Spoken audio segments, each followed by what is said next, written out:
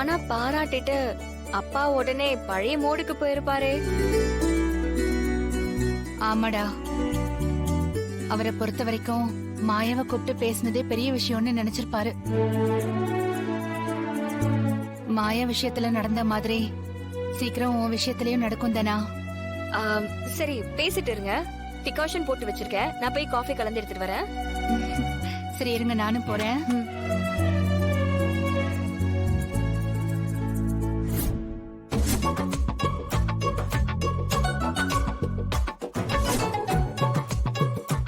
ஐயோ, துண்டு சிட்டு இங்கேயே கிடைக்க மாயா பாத்திர போறான்.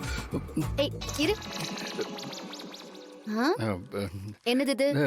அது கூட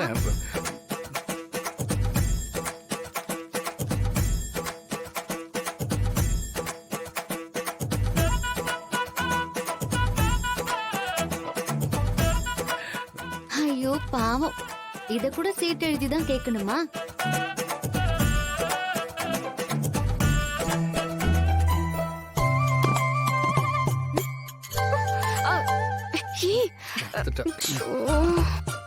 இந்த சீட்டு உன் கையில சிக்கிருச்சா? ஏய், இருந்தாலும் கதிர் பாவம்டி. ஏய், இது எனக்கு எழுதல, முறையீடு சீட்டா. இவரு பிள்ளையாருக்கு எழுதுனது. பிள்ளையார் வீடு தூதா? அதான் இவரை கொளுத்துல போடாம இன்னும் வீட்லயே வச்சிருக்கீங்களா?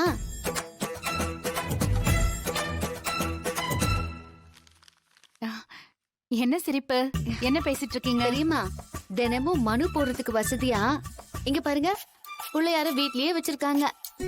அதானே, பிள்ளையார குளத்துல போடணும். நாங்க வேணா போற வழியில போட்டுட்டு போயிட்டுமா? அம்மா வேண்டாமா, அவர் இங்கே இருக்கட்டும், நான் பாத்துக்கிறேன். தனா, உனக்கு ஒரு லெட்டர் வந்துச்சு, போஸ்ட்மேன் தான் கொடுத்தாரு. ஓ சரி, இந்த புடி.